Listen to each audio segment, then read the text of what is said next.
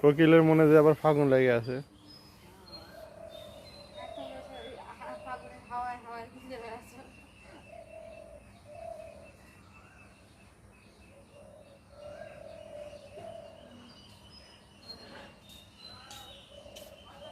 তুলতে পারিস না, তুলিস কেন? দে আমাকে দে। কি করছিস? ভিডিও করছিস? কি করছিস? থাম। আরে বাবা, আমি 3 মিনিট ভিডিও করছি, টানা কি হলো এটা?